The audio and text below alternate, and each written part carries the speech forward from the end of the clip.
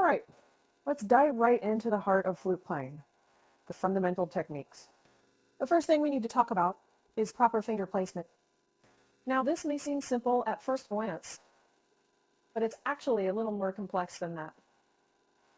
Each finger has a specific home on the flute where it should rest, and the placement should be comfortable and natural. Remember, your fingers need to be able to move quickly and smoothly to play different notes. It's not as easy as just pressing buttons on a video game controller. Next up is embouchure. Embouchure. This is a fancy term that refers to how you shape your mouth when you play. Think of it as the mouth posture for flute playing. Your lips need to be positioned in a way that allows the air to flow into the flute just right. It's a delicate balance, like blowing across the top of a bottle. Too much air, and the sound will be too loud and harsh. Too little air, and the sound will be weak and breathy.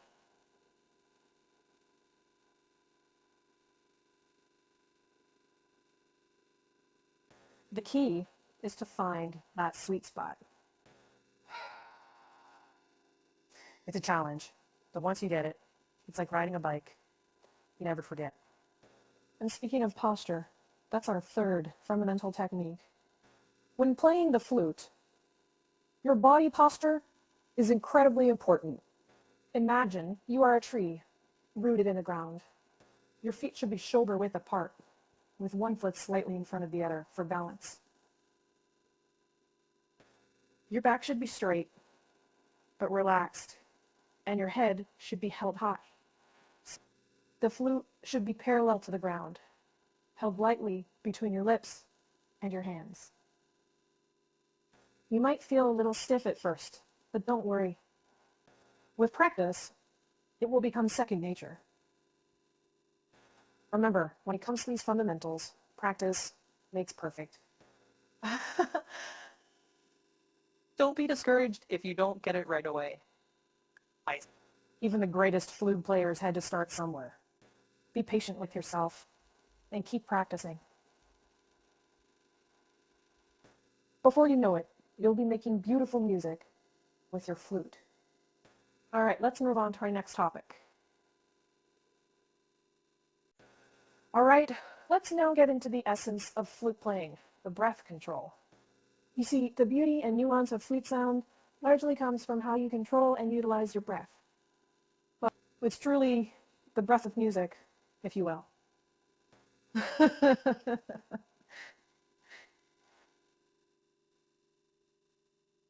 When you're playing the flute, it's not just about blowing air into the instrument. No, it's about controlling your breath, shaping it, directing it to create different notes and musical styles. It's like painting with air on the canvas of silence.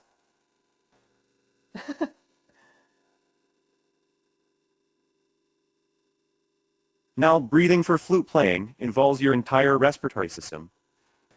You need to take deep, full breaths from your diaphragm, not short, shallow ones from your chest.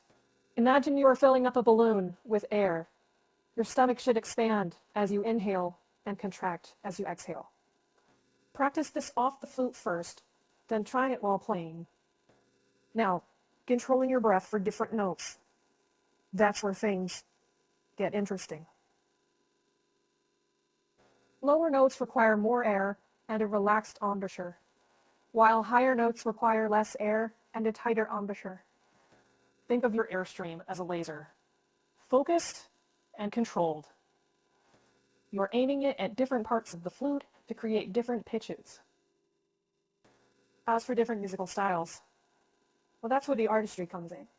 Some music requires soft, gentle breaths for a mellow sound, while other music requires strong, forceful breaths for a bold, dramatic sound. It's all about interpreting the music and using your breath to bring it to life. Remember, breath control is a skill that takes time to develop. You might feel a bit winded at first, but don't worry. With practice, your breath control will improve, and you'll be able to play longer and more complex pieces of music. And most importantly, you'll be able to express yourself through your flute playing. Isn't that the ultimate goal? Now, let's move on to our next topic. Well, now that we've talked about the mechanics of flute playing, let's delve into something a bit different, but equally fascinating: the historical and cultural significance of the flute in different music traditions around the world. You see, the flute isn't just an instrument. It's a piece of history, a cultural artifact that tells a story of human creativity and expression.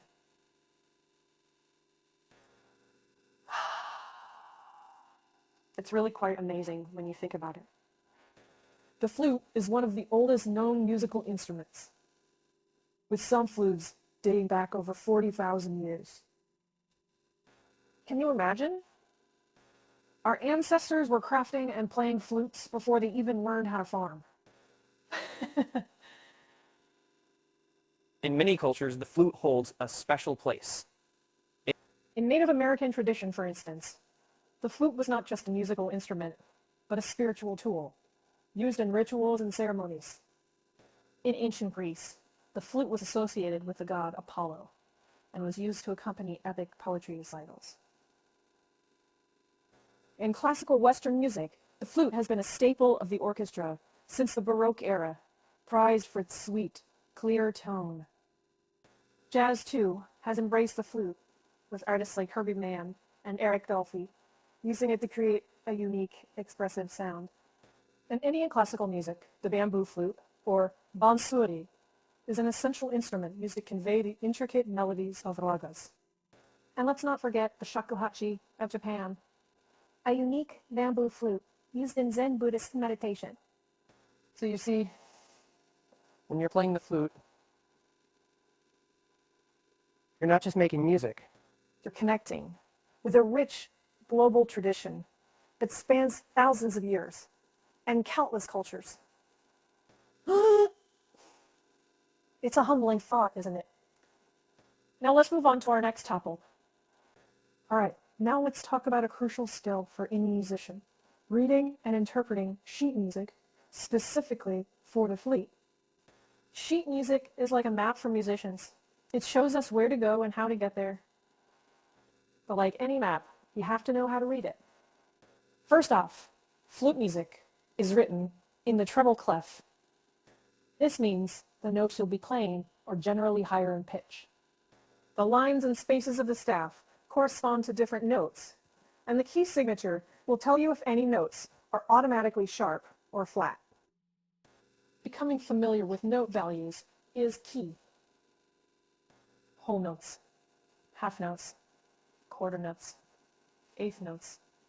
They each represent a specific duration of sound or silence. And don't forget about rests. They're just as important as the notes. Now, reading the notes is one thing, but interpreting the music, that's where it gets deeply personal and artistic.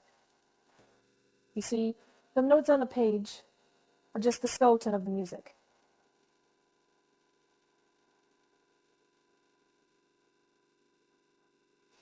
You, as the musician, must add the flesh and the soul.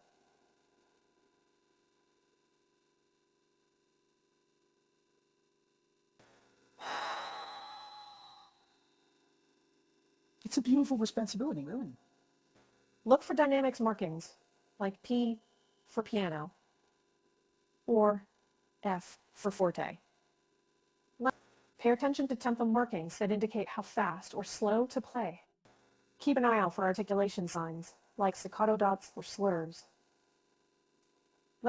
These all give you clues on how to shape the music, how to breathe life into it. Remember, sheet music is not just a set of instructions. It's a form of communication. It's a conversation between the composer and the performer, across time and space. It's up to you to bring your own emotions, experiences, and creativity to the music. So don't be afraid to dive into the world of sheet music. It might seem daunting at first, but with practice, we'll start to see the music behind the notes.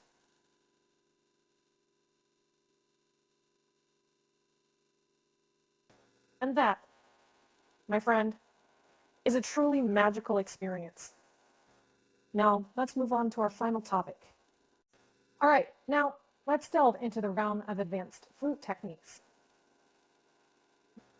These techniques, like vibrato, articulation, and dynamic control, are what separate good flute players from great ones.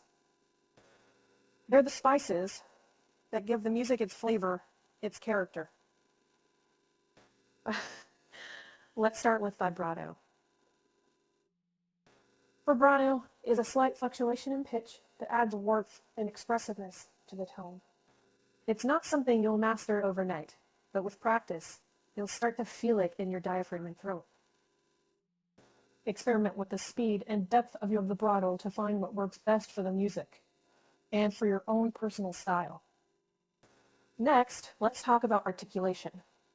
Articulation in flute playing is all about how you start and end your notes. Think of it as the punctuation in a sentence. A staccato note is like a full stop, short and crisp. A legato note is like a comma, smooth and flowing. Each piece of music will require different articulations, so be sure to study your sheet music carefully. And finally, dynamic control. Dynamics refer to the volume of the music, but it's more than just playing loud or soft. It's about shaping the music, creating peaks and valleys of sound. Crescendos and decrescendos, fortissimos and pianissimos. They all contribute to the emotional impact of the music. It's like a roller coaster ride for the ears.